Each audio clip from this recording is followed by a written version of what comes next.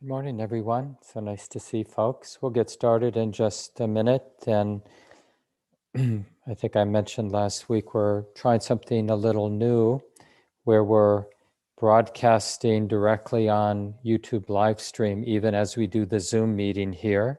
So that means I need to spotlight myself so that on our live stream, they only see me and you have your privacy. So just so you know, you can change if you don't want my image to be spotlighted on your screen.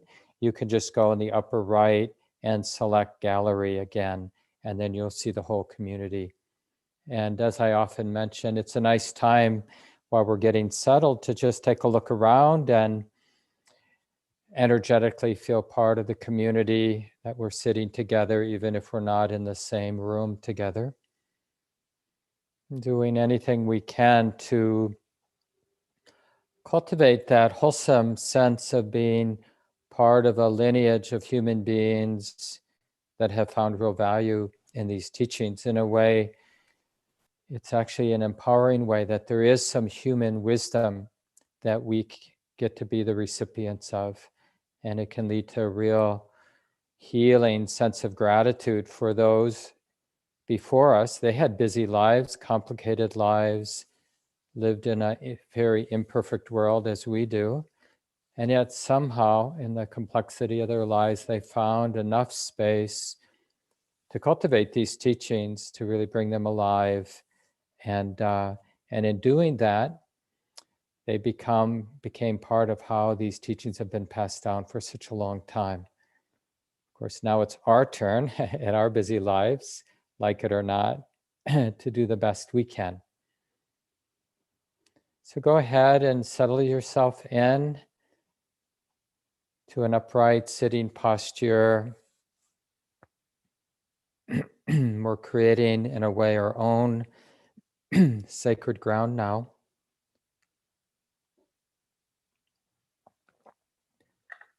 And the appropriate posture, of course, is going to come out of us honestly accepting, recognizing the reality of this body, excuse me, at this time, and how we find that beautiful balance of relaxation and uprightness. So we're manifesting our willingness to trust the moment. That's the relaxation, the softening. But we're also manifesting our willingness to be interested and alert and sensitive and to feel what we're feeling.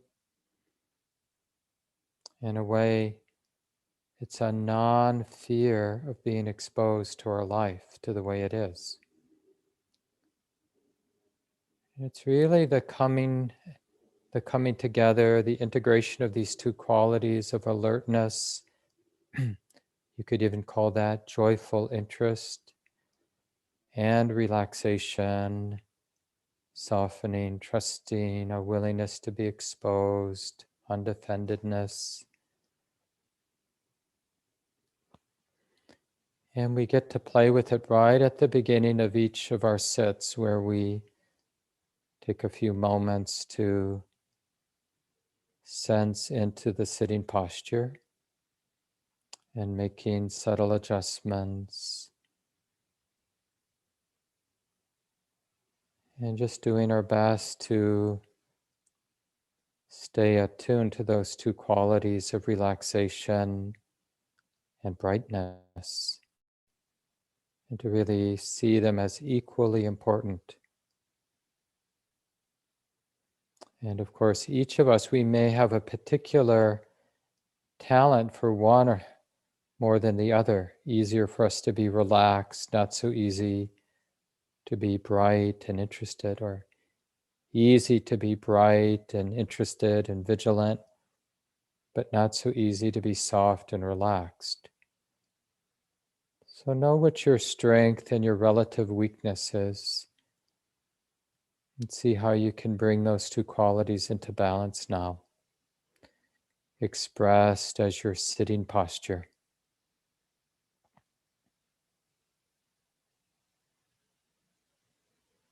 And in this way, we turn the sitting posture not into something that irritates us, but to a very central teacher of ours.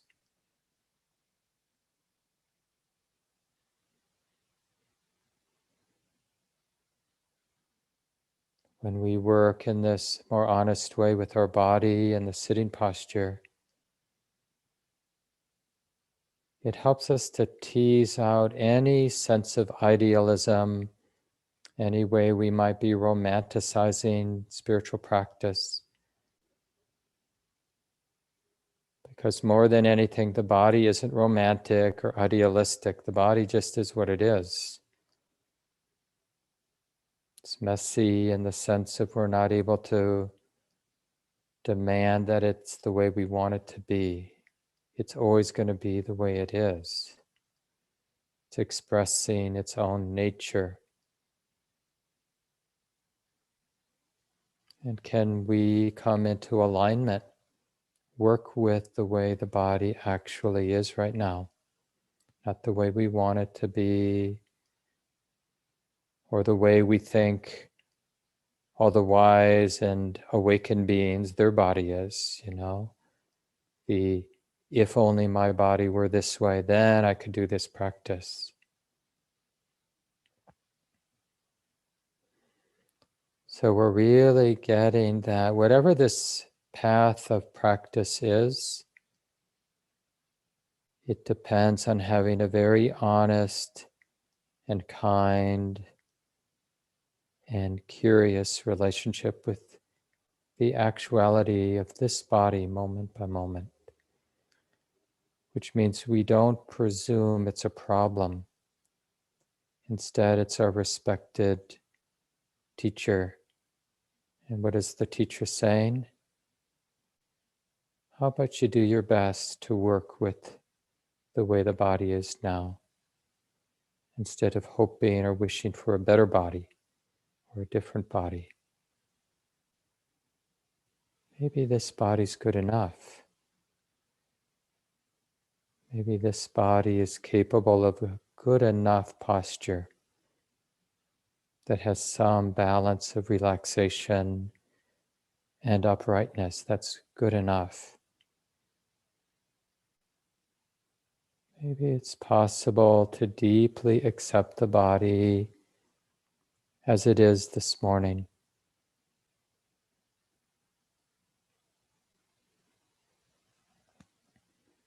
And if you like to take a couple of deeper, longer breaths in and out, this simple ritual of a few deep, long, relaxed breaths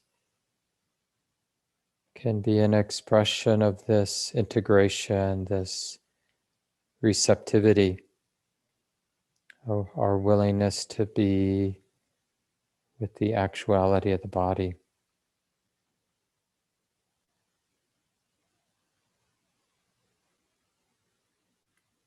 And nothing needs to be left out or hidden. So each long and easy inhalation is just a kind yes to the body. Each exhalation is just a kind releasing or allowing of the body.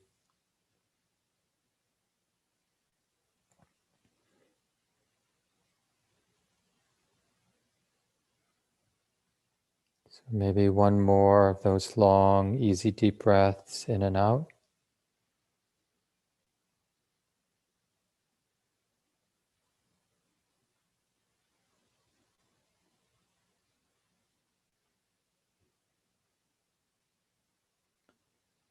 And allow the breathing to continue then on its own. We trust the body to breathe, whatever that might be like.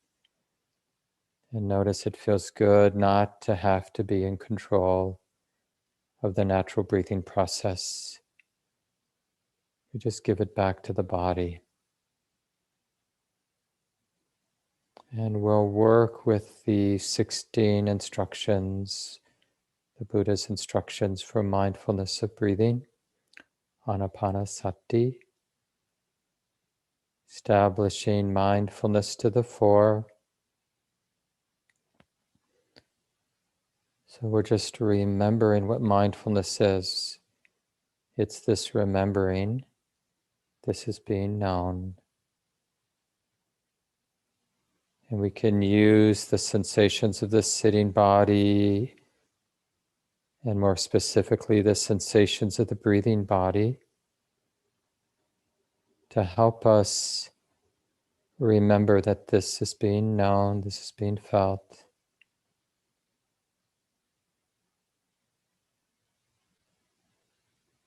It's not about controlling or managing anything. It's just about remembering to recognize the present moment. And we use the ordinary physicality of the breathing process to help us recognize the present moment, because breathing in is being known or felt. Breathing out is being known and felt. So we're using the physicality of breathing in and breathing out as a way to recognize mindfulness, this remembering of the present moment. This is being known. So just play with that for a few moments.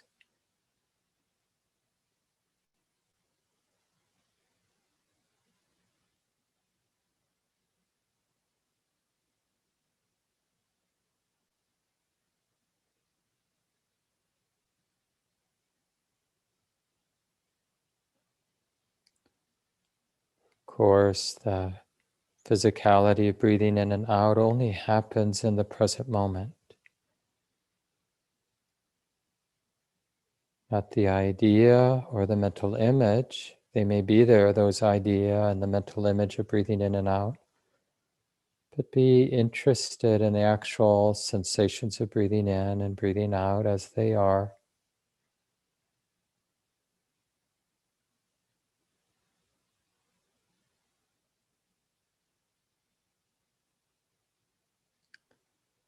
Connecting, sustaining this simple remembering of the present moment.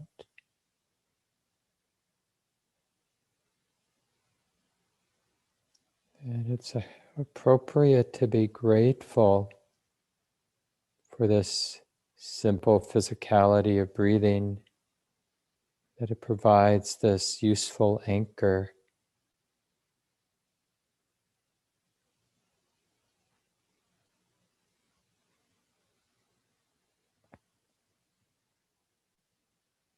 From the beginning of the in-breath, sustaining that remembering to the end of the in-breath.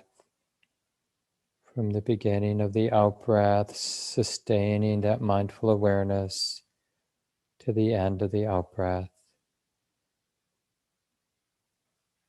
Again, we're remembering that this is being felt, this is being known.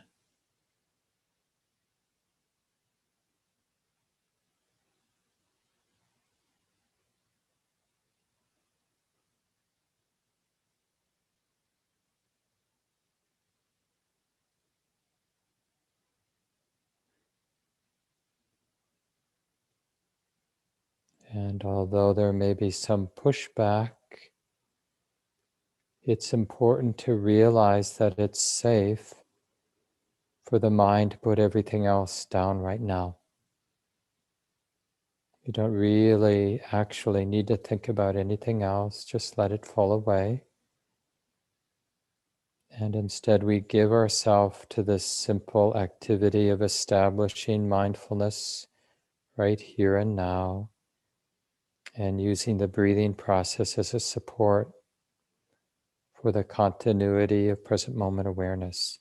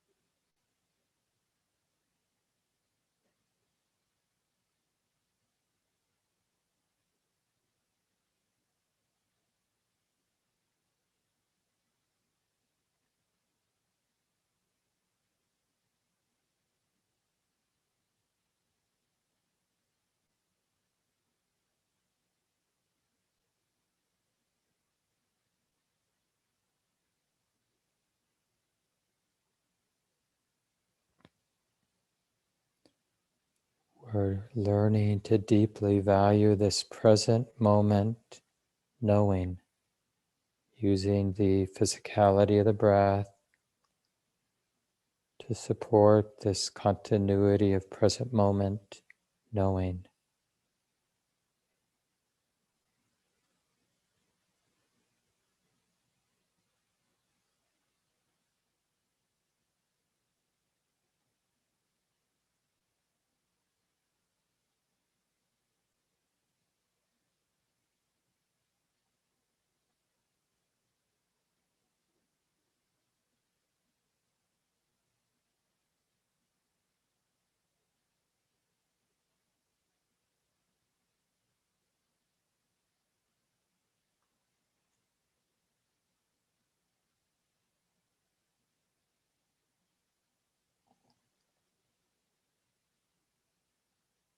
And to help further strengthen our interest, the Buddha asks us to discern the length of the breath, not to control it or try to make something happen, but simply to notice. And generally speaking, the breath goes from being ordinary, relatively long and gross, to becoming more subtle and refined and shorter as everything settles. So this process of a gross breath becoming more refined is offered as a way to increase a wholesome interest in the breathing process. But be on the lookout for it triggering any kind of control or tightness. And if you notice that, just remind yourself to relax and allow the body to breathe however it is.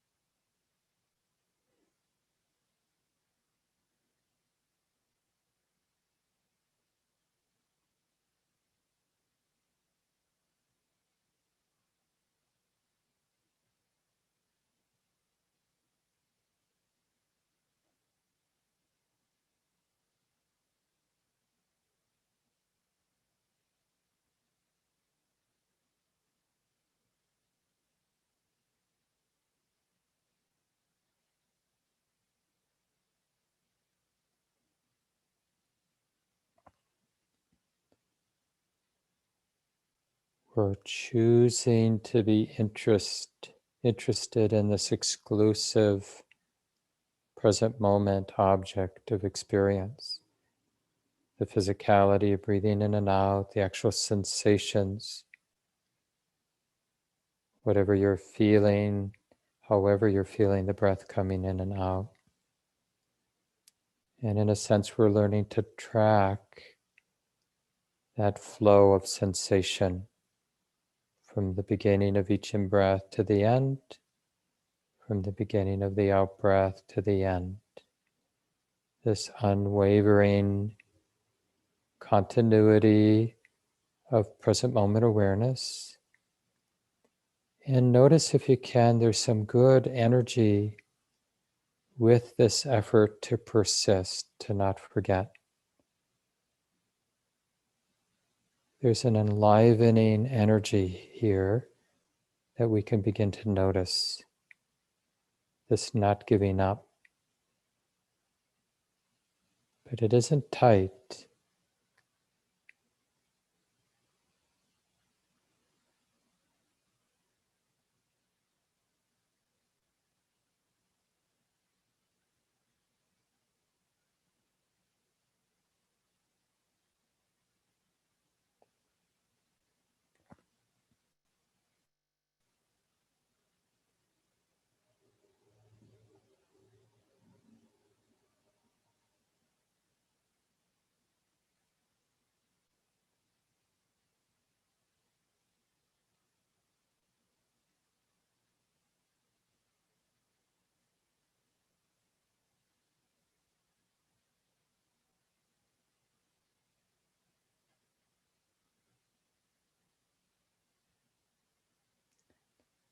And as the breath becomes more subtle, shorter and refined, it just requires a greater attentiveness to continue to feel and track what is more subtle.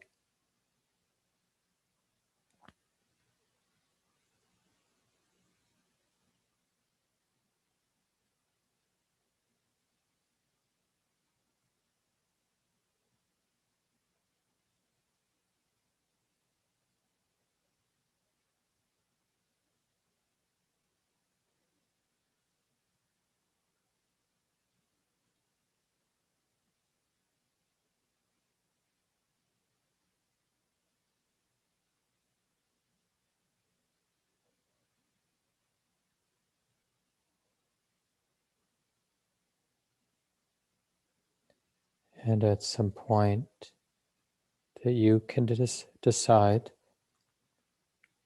when there's enough settledness, the breath has become relatively quiet and subtle.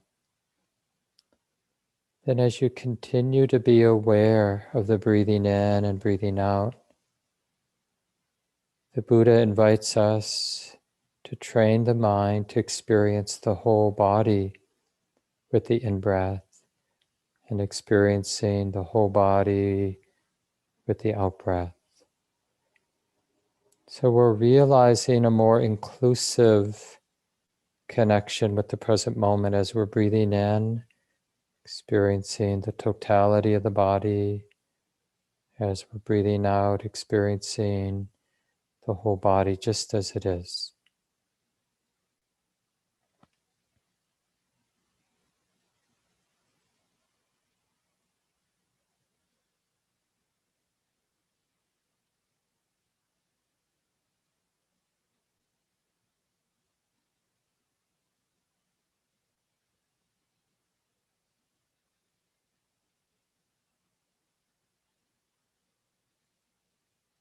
We're not focusing on the painful sensations any more than all the neutral, pleasant sensations in the body. We're interested, the meditation object is the whole body.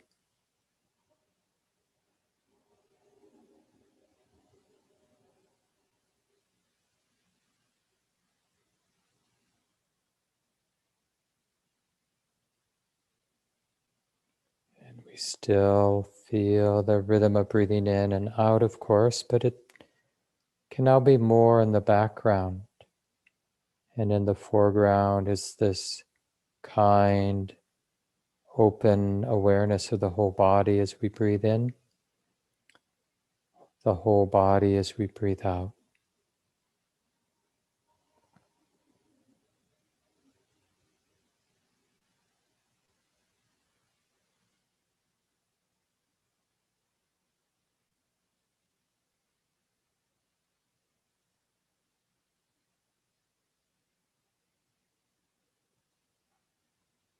Unconditional acceptance as we breathe in, as we breathe out.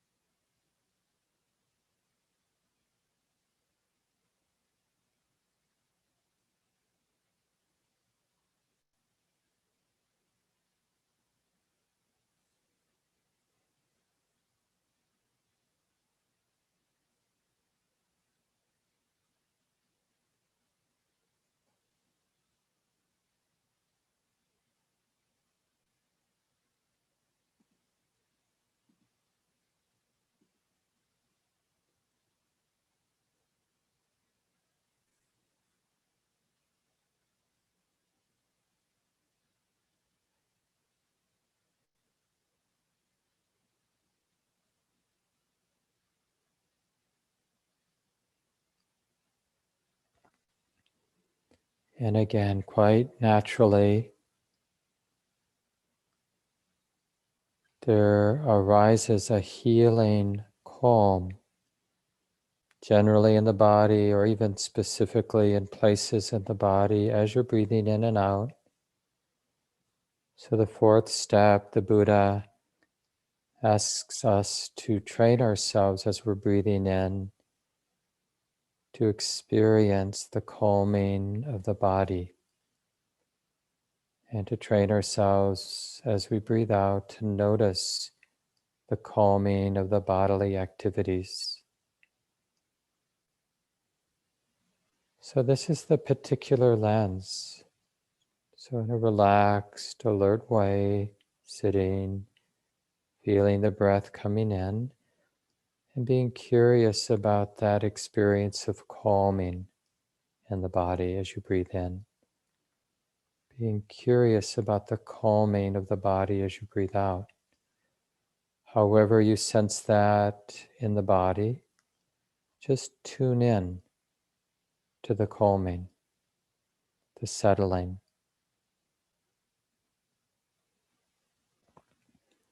And allow it to spread, to broaden and deepen in its own ways. Just because you're noticing calm.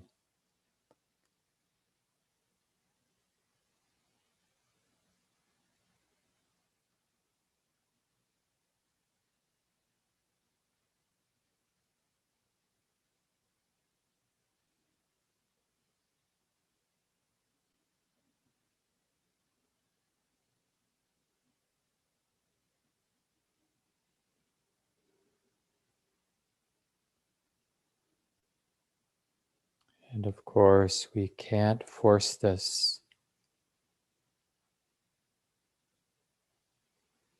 The calm arises because of the whole body awareness as you're breathing in and out. So the fourth instruction is just asking us to notice the arising of that calm. It's the noticing the arising of calm that allows it to spread and deepen.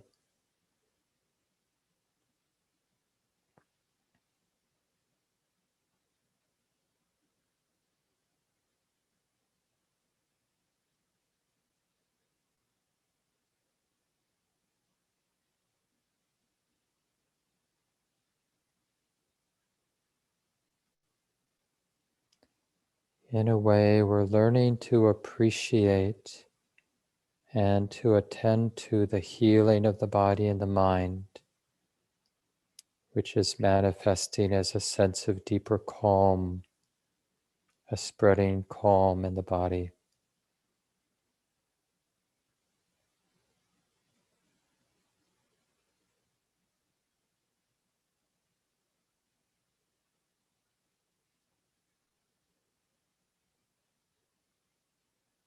Until no place is untouched, the whole body expressing calm, tranquility.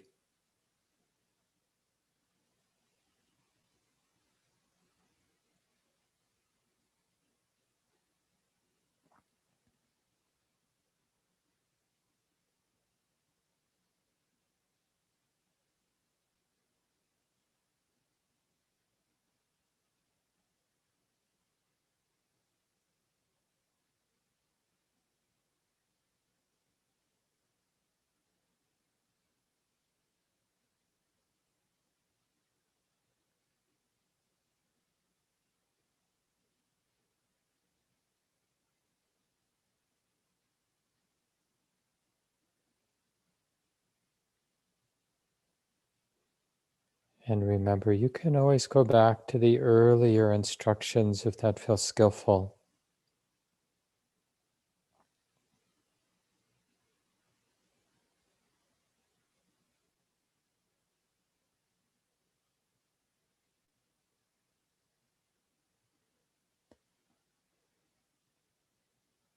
But to help us learn the map, we'll go on to the fifth instruction, where the Buddha says, one trains oneself breathing in, experiencing joy. One trains oneself breathing out, experiencing joy. So from this space, this foundation of calm, spread through the body. Simply, the Buddha is asking us to notice the arising of joy, that lightness of heart, joyful interest, brightness, a buoyancy that's here and now as a quality of the heart and mind. So as you feel the breath coming in, as you're aware of the whole body, simply attend or notice this lightness, this buoyancy, this flow, this joyful interest. And as you breathe out, same thing. We're learning to keep joy in mind, even if it's subtle or faint initially, because what allows joy to grow, to spread and deepen, is this keeping it in mind.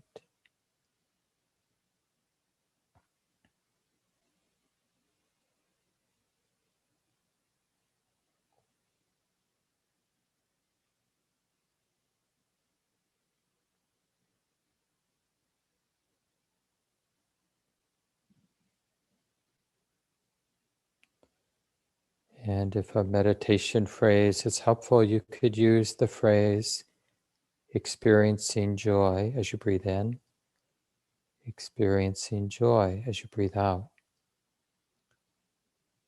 Nothing forceful, but just a reminder and really an act of faith or confidence that there is this potential for joy that's here and now.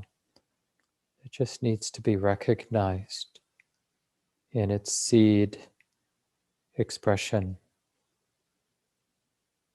so that it can begin to blossom and spread.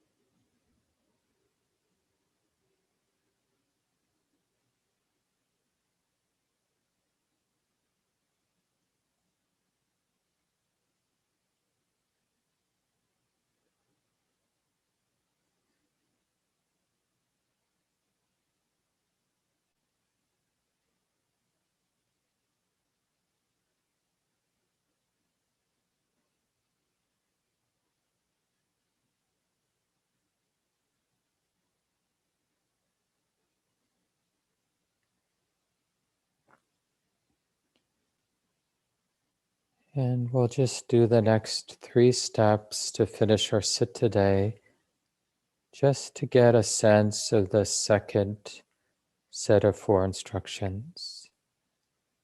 So the first of these, second set, is to experience joy. And joy quite naturally matures into a more resonant happiness. Sukha is the Pali word for ease of the heart. It has the flavor of contentedness, a kind of relaxation of the heart, not needing things to be different. So the Buddha says one trains oneself, breathing in, experiencing this ease of heart. One trains oneself while breathing out, experiencing this ease of the heart. And again, we're learning to recognize it so that it spreads and deepens, eventually filling the space of the present moment.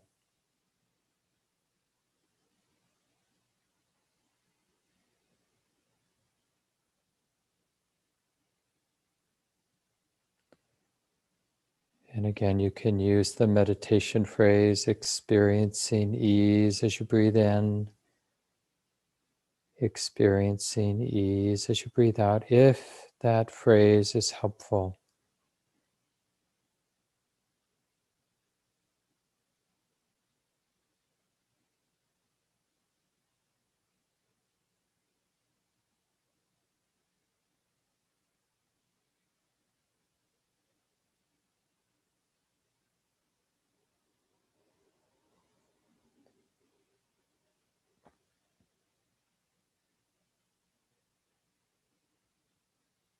And with some ease of heart present,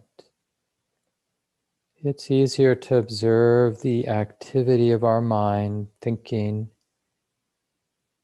with more dispassion, more clarity. So the Buddha says, one trains oneself breathing in, experiencing mental activity from this dispassionate point of view. Oh, it's just thoughts being known. One breathes out, experiencing mental activity in this dispassionate way. So we don't have a problem with whatever thoughts are coming and going, whatever feelings, perceptions, or any aspect of mental activity. Thoughts are just thoughts.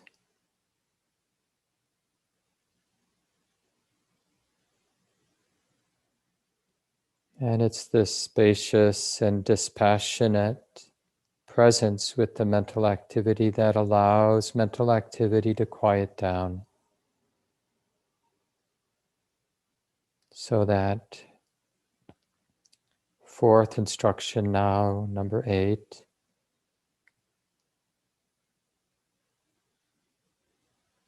One trains oneself breathing in, quieting mental activity. One trains oneself breathing out, calming, quieting mental activity. This is a natural quieting because we're able to observe mental activity in a dispassionate way. It's just thoughts.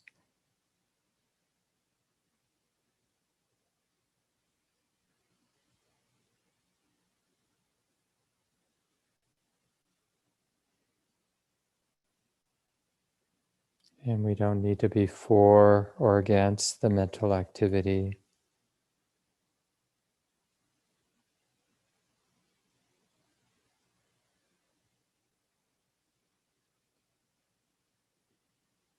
And in the weeks ahead, you see how easy it is to notice the space of the knowing mind when thoughts have become a little quieter.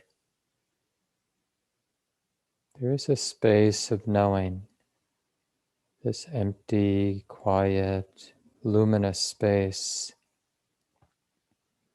of the present moment.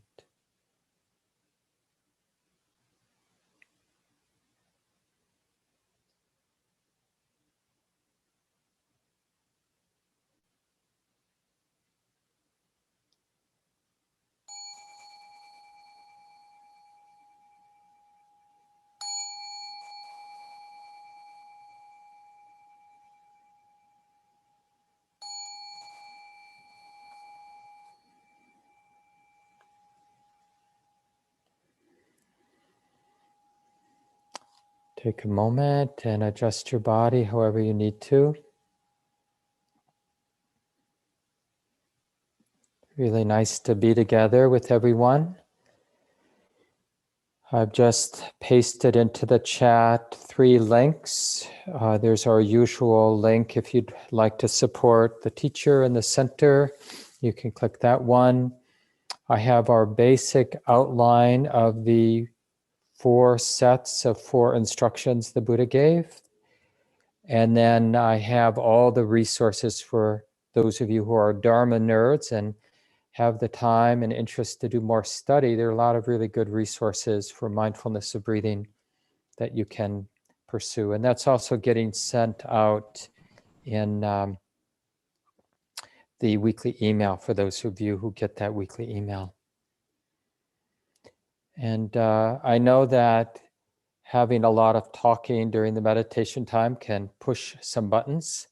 And so if that was the case for you today, bear with it, because for the next several weeks, as we learn these 16 steps from the Buddha, it will push our buttons, because we're learning a map, a very systematic way of working with our mind.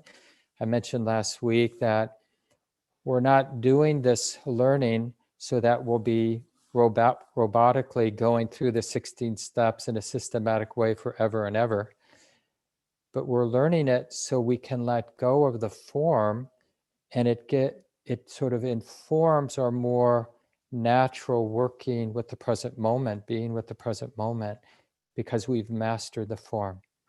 So I just gently encourage you to learn these 16 steps, not just to learn it intellectually so you could repeat it back to yourself, but to learn what might the Buddha be pointing to with these words in terms of my actual internal experience of mind and body.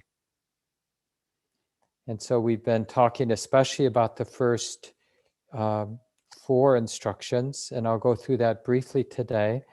But I want to spend a little bit more time and really encouraging those of you who are going to stay for the small group discussions at 11:45 Central Time, that Shannon Gibney will help get organized and introduce. But one topic for those small group conversations is just to reflect about what actually is your experience of joy. It's in a way, it's funny that we're sometimes ashamed to talk about joy, but we're not ashamed to talk about suffering generally. We can go on and on about how life is difficult, or being with my mind is difficult, or being with my body is difficult. But we want to be, just in terms of our vocabulary and the capacity to be interested and nuanced about joy, we want to be just as sophisticated and clear and intimate with all the varieties of joy and ease as we are with all the varieties of suffering and heaviness and tightness. And one thing to kind of hold as I share a little bit today, and as you have your conversation and just continue with your own practice and reflections in the weeks ahead, is to think about opening to joy as a very powerful, transformative medicine, spiritual medicine, that we absolutely need. And it's really 2 things. It's the joy, and it's how the mind is using or understanding the joy. And we shouldn't imagine that we're good at this, taking this medicine. We have to get good at it, right? So we want to really have that sense of being beginners both in the sense of just acknowledging, because it doesn't always fit our stories. If I have a strong "oh poor me" story going, then actually being open to joy challenges that deeply entrenched pattern, like I'm a suffering human being. So I tend to ignore the ordinary joy that comes my way because it doesn't fit my story. So first we have to break out of any of those stories you might have and just realize naturally, appropriately, there are moments that are pleasant and joyful in a wholesome sense. And lo and behold, it makes sense for me to actually be curious, sensitive, interested in those moments. And when I choose to be curious and interested and get close and relax and receive the actual experience of joy when it shows up, I notice it really has a powerful effect on the mind, because it challenges all of our irritable, grumpy, aversive, fearful ways of relating to experience. And those lenses can be so chronic that we don't even know we're walking around with those sort of grumpy, irritable, hateful, aversive, fearful lenses. And then when we notice joy and we really let it in a way we allow the body and the mind to be suffused, everything touched and affected by the joy, we're literally a different human being. Just like if I allow myself to get washed full of things that trigger rage and hate and fear, I become a different human being. Right? And we see this like getting played out in the world around us, in our friends and in ourselves. Like when people get caught up in negativity, then how they show up in the world, how they manifest, is an expression of being caught up in negativity. Well, the opposite works for us just as well. If we can learn to have radar interest in wholesome joy, and really when the causes and conditions, the supporting causes and conditions are suitable for there to arise some real joy, and then really learn to show up for that and to be interested, to notice what it feels like. And we find with wholesome qualities generally, when we attend to them, they grow and spread, they deepen and spread. So it isn't that I want joy to deepen and spread, but in a more ordinary, direct way, I get interested in it. Oh, it's like this. Joy's like this, feels like this. Well, is it safe to relax? Is it safe to sustain an interest in the joy, the pleasant feeling, to keep it in mind, to choose to persist in keeping it in mind? What happens to my mind, my heart, and my body when I do this? How is my life changed by learning how to keep joy in mind when I can keep joy in mind? So I think that might be a really useful, not just today in the small groups, and those of you who aren't staying for the small groups at 11:45, and by the way, they just go for 15 or 20 minutes, you could just find a good friend to have the conversation with at home, over the next week or so. Because these are the kind of conversations we should be having, not about sports or weather or politics, but about these relevant aspects of our heart and mind, like how do we learn to feed, to connect with joy appropriately in a way that's healing and allows this. So this is the second four, and I want to start here just so we make sure to cover the second set of four instructions. And so one of the links I just sent talks about each of the four sets of four. So there's 16 instructions the Buddha gave, divided into four sections. And in a way, you could think of each of the four sections the Buddha gave as a different kind of happiness. Because one of the things generally with spiritual life we need to do is we have to see that the whole path, spiritual path, has a joyful flavor. Otherwise, who's going to want to do it? Now, I'm not saying there isn't difficulty that comes with human life and with spiritual life. Absolutely. I mean, one obvious example in terms of spiritual life is this path that the Buddha taught, this path of awakening. Right from the beginning, we're doing stuff that makes us more sensitive. And because we're cultivating sensitivity, we're going to see what's ugly. We're going to see and feel what's disturbing internally and externally. And I can tell you, and I'm sure most of you can say the same thing, that's not so easy to be with. It isn't easy being a sensitive human being. Why do you think our whole, not the whole, but much of our economy is designed to help us stay distracted? Because it's not easy being a sensitive human being and seeing and feeling things as they actually are. To see and feel the reverberations of injustice, to see and feel the ignorance of my own mental conditioning, and like how this personality can be hateful and how this personality can be greedy. I mean, I'm not saying that this personality is incapable of love and kindness. It is.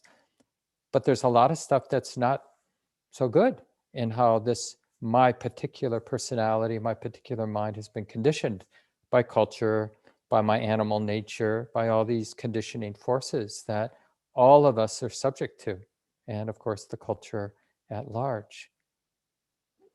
So there's difficulty that comes with the path, But there's also this thread of pleasure, spiritual pleasure, if you want to call it that, this sense of wholesomeness that feels good and healing. And the reason we want to learn to detect it right from the beginning is it shows us the way. We always talk about this path of practice, but truthfully, we don't know what the path is. We figure it out, one step forward, one step back, 3 steps forward, 2 steps back. But the way we best figure it out is we learn to intuit the pleasurable flavor of awakening. And it has 2 flavors, the flavor of tranquility or calm and the flavor of insight. These are the 2 pleasant flavors that come with spiritual life. There's a very specific flavor, just like there's a specific pain of my mind being distracted, wigged out, fragmented, superficial, pushed around by my likes and dislikes. There's the opposite pleasant flavor of the gathering and settling and unifying of my heart and mind. And that's the pleasure of calm and tranquility, seclusion, samadhi. These are words we use in the early Buddhist tradition to talk about this pleasure we can bank on, we can count on as we cultivate our practice. And then there's the pleasure of the deepening of understanding. And this is even a more profound kind of pleasure of understanding. And it's basically, we don't realize it, but we mostly operate in the world like we're a hunted animal. We're being hunted by death, and we're being hunted by danger, and hunted by not being liked by our peers, excuse me, feelings of not belonging. So anything that can scare us, we feel a little bit hunted by. Even if we're unconscious of being hunted, it's lurking there in the subconscious, right? And it makes us a ordinary but anxious, uneasy human being, the ordinary way we are most of the time. So this other kind of pleasure is when we start to wake up, we start to deepen understanding, we start to intuit an insight, a deepening insight that we don't need to be afraid, that it's already okay. And so we'd call this spiritual insight, the deepening of spiritual understanding. And it has a very particular, profound taste. Even if our initial tastes are very faint, it has this taste that, you know what, even though it doesn't make any sense, everything's okay. And in the sense like, it's okay to relax. It's okay for me not to be anxious. That's the flavor of spiritual insight, or the deepening of understanding. And these 2 flavors in our spiritual practice are related and reinforcing of one another. The pleasant flavor of calm, like instead of my mind frantically being pushed around by my likes and dislikes, my hopes and fears, a kind of like just settling into the experience of the breath and letting everything else fall into the background, into the periphery, and just feeling the quiet of just knowing the in and out breath. That feels good. Just realizing I don't have to be attentive to everything. I can just be with this one thing. And now, of course, we can do this all day long. When we're walking, just the walking. When we're cooking, chopping, washing the vegetables, just that activity, that physicality of washing the vegetables. And to do one thing at a time. When you're having a conversation with a friend, really just being embodied in that conversation, really showing up, feeling what we're feeling. We can sustain that pleasure of calm, that unification, that gathering, one thing at a time. Even if the one thing is always changing, but we're whole moment to moment. That's the samadhi. And then the insight is the real fruit of being more settled is we start to have that intuition that it's all okay. Even though the world's a mess, somehow this intuition shines through that it's okay. And sometimes that insight is quite earth-shaking and leaves us profoundly changed going forward in our life. And this, you hear this, like some people have had some spiritual awakening and now they're not afraid of death. And they're not afraid of the tremendous and actual suffering there is in the world. They know how to show up without being crushed by life as it is. And we don't know why, but they have this spiritual understanding. And this is available. Both of these pleasures are, in a way, our birthright as human beings. Doesn't mean that we have really given ourselves to the cultivation of these spiritual pleasures, these spiritual like birthrights. But I think it's important that we sense that, yeah, they're here for the taking. Am I interested? And these 16 steps are really about these kind of following the thread, the happiness, the spiritual happiness that comes through tranquility and insight. So the second set of 4, I'll just go through them so you can remember them. So this is steps 5, 6, 7, and 8 out of the 16. So one trains oneself while breathing in, experiencing joy. One trains oneself while breathing out, experiencing joy. So joy, or piti, is the Pali word, is that lightness of heart.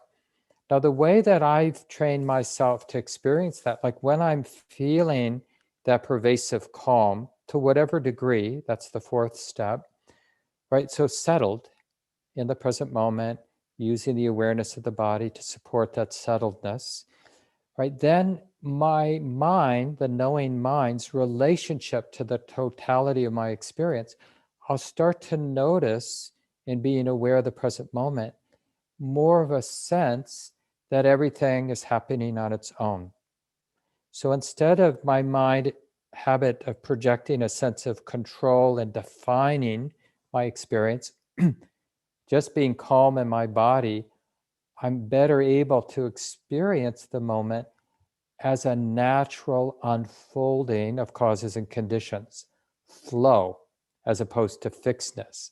And so that movement, understanding experience of the present moment as a movement, is an insight because the heart's safe enough not to constantly be fixing with my thinking mind. So now I have a little bit more relaxation. And whenever I'm sensing in the body, just like a flow, a movement of sensation, or anywhere in my experience of body and mind, a movement experience, that has that kind of lightness, that not fixedness. Sometimes like just getting a sense of how we can use the words, one breathes in experiencing joy, one breathes out experiencing joy, is just look for where in your experience of mind and body there's some energy moving. And I know the nature of our mind is to fixate on the word. What does Mark mean by the energy of movement? But just where something feels alive and not fixed in the body and mind, heart, in this experience of the present moment. And as you're, like if you're using that phrase, experiencing joy, and then when you breathe in, experiencing joy, those words, experiencing joy, are just aiming the attention to anywhere in the body and mind where there feels like there's that free movement of energy, that lightness, that unfixedness. And notice the pleasantness of that. Keeping that in mind. And if it naturally begins to spread so that more and more of the experience of the body and the mind has that same nature of flow, of not being fixed, of being a movement of energy that's not tight, that's not restricted. So there will be a lot of places in the body mind that might feel tight, but you might notice even in those tight places that subtly it has more and more the nature to vibrate, to move. And it's almost like we're starting to feel and sense everything as the movement of energy instead of the fixedness of me with my body and my mental habits. And this helps the transition to keeping joy in mind and really giving it permission to spread and deepen. And like with all of these, calm, which was the fourth instruction, calm in the body, joy, ease, we're really wanting this suffusion throughout the body and mind. No part of the body and the mind left untouched by calm, by joy, by ease. Because this is part of the healing and getting to know the pleasure of samadhi, the pleasure of tranquility. We want to be a really good student. What is this pleasure of seclusion, of tranquility, of calm, of joy and ease? What is that? Can I get to know it? Well, the way we get to know it is we keep it in mind. We keep it in mind, and by keeping it in mind, things change. Because our experience as a human being is very much a function of what we pay attention to. Let me say it again. And this will really help us value these 16 steps, because the Buddha is basically telling us step by step when you pay attention to this is what happens, right? So now we're talking about the fifth step. When you keep joy in mind, it ripens into the capacity to be aware of a more refined inner pleasure called sukha. That's the Pali word for, gets translated in different ways, sometimes even just as happiness, but I like to call it ease of heart. For me, those words kind of help point to the actual sense of, it's a more settled happiness than piti or rapture or joy. It's like, I don't have to go anywhere. I don't need this moment to be different. My heart really trusts that what this heart has always been looking for is somewhere in this vicinity. So I just need to kind of stay here because something good is happening. That's the ease of heart related to contentment, as I said in the guided set. So we keep joy in mind until we can sense that there's something in the heart. And remember, the heart, we think of the physical pump in our body, but it's really the core, central of what's here and now, right? That's what we mean by heart. What do I mean by heart, I should say. So ease of heart, there's something that's a kind of letting go of a holding that feels so right. Oh, this feels right. This is healing. This is the pleasure the heart has been looking for. That's really the flavor of sukha. And sukha, Pali and Sanskrit being Indo-European languages, sukha is related to the word sugar. It's sweet, but sweet in the best sense of the word, right? Like, this is that nice feeling I've been looking for. Now, again, it's always going to start as something relatively faint, and it's very easy for doubt to come in. Oh, this is not much of anything. But I encourage you that when you have, it's like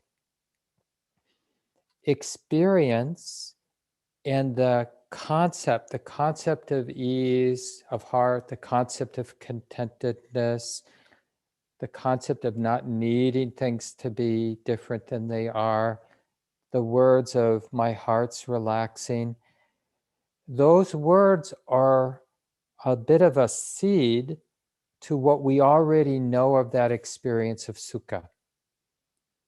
So don't be shy of using your imagination to discover the actual experience of sukha, because we've got a problem we need to overcome, which is this mostly unconscious, but sometimes it shows its cards consciously, this strong idea that I don't deserve sukha because I've got, my knee hurts, I want the sit to be over, who am I?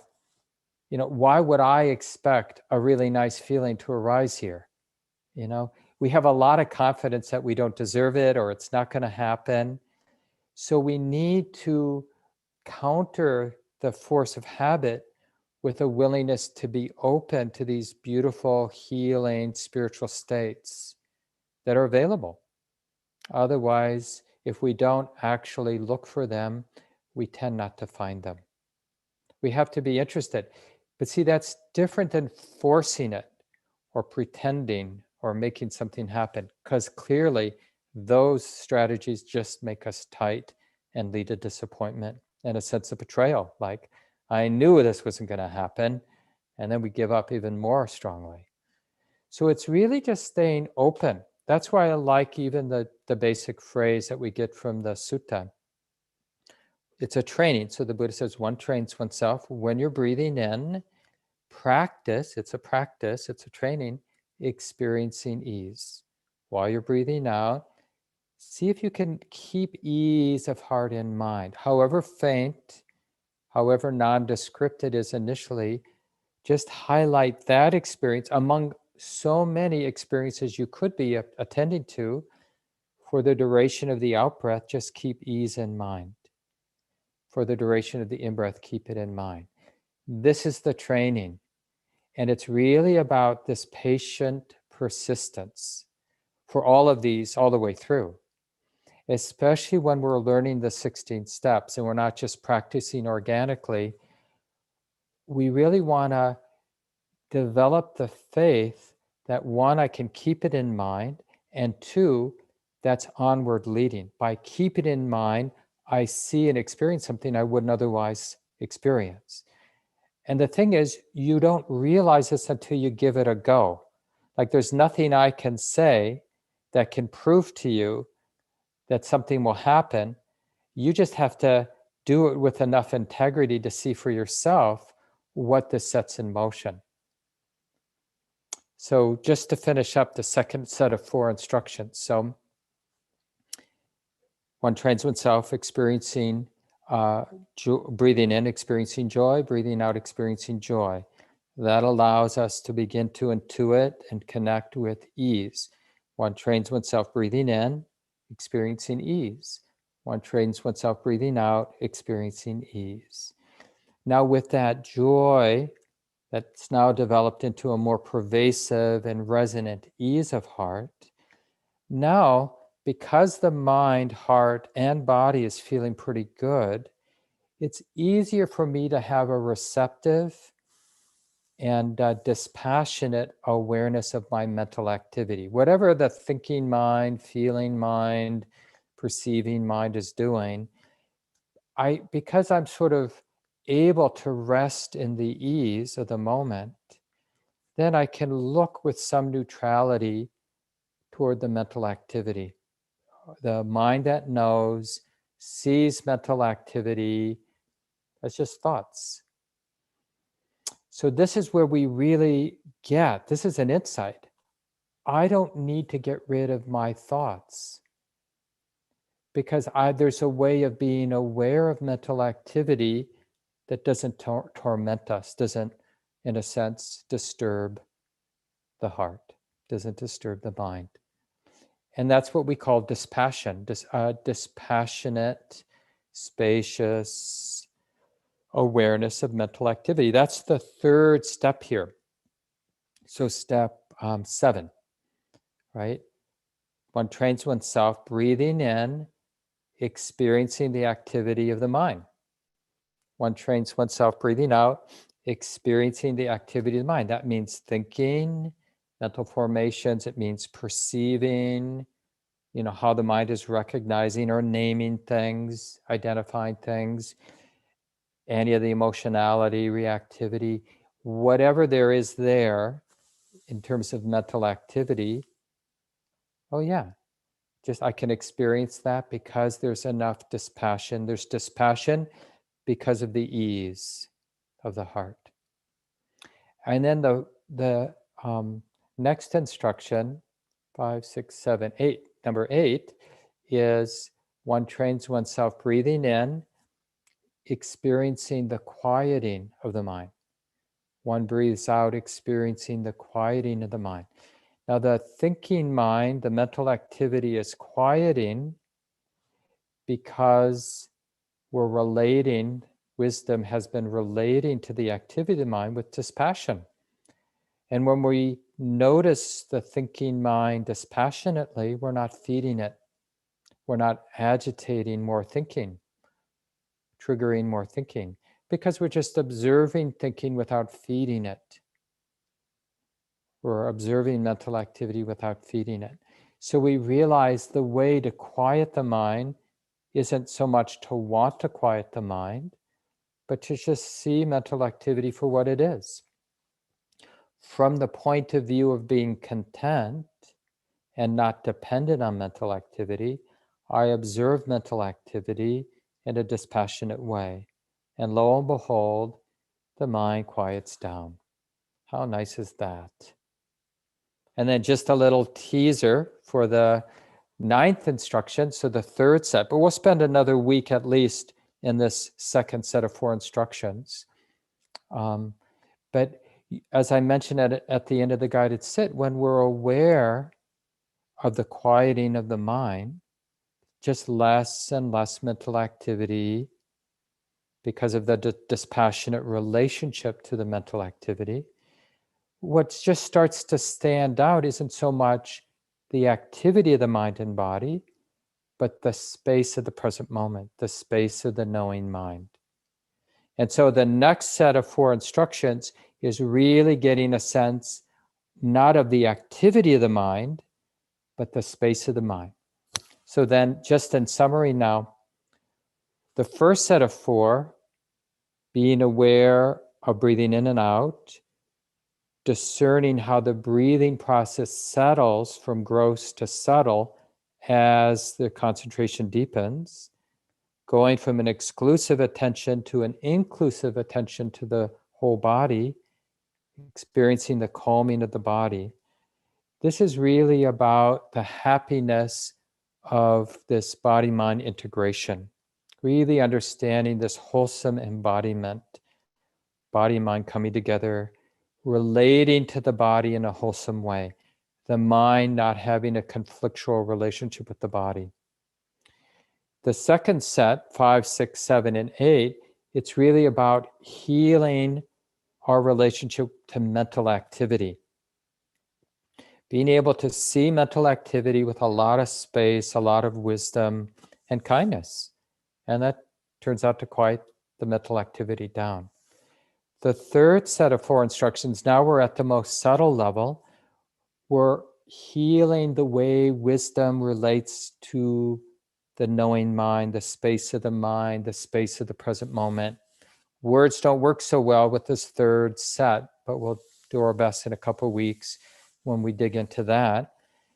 And then having really healed the body, healed the relationship to mental activity, deepen the understanding of the space of the present moment, the space of the knowing mind, then this last part is keeping in mind what allows the heart to let go. That's the 4th set of 4 instructions. It's specifically keeping in mind what supports the awakening process. Having done all this deep healing work, the mind is ready to do the more direct work of letting go. And we'll get there at the end. So that's probably enough today. And again, those of you who are able to stay for the small group, Shannon will be staying on. But let me just remind you that I'm encouraging you to talk about your own direct experience of joy and what supported your heart, your mind, able to notice joy in your life. What made that easy for you? How did you keep it in mind? What has gotten in the way? What sort of doubt or mistrust might have gotten in the way as you've started to want to connect to the wholesome joy that shows up in your life? And just a couple other announcements. There's a half-day retreat this coming Saturday, 1 to 5. I'll lead that. Shelley Graff and I will be leading a 2-day retreat the following weekend, all day Friday and Saturday, the 12th and 13th of February. Please join in.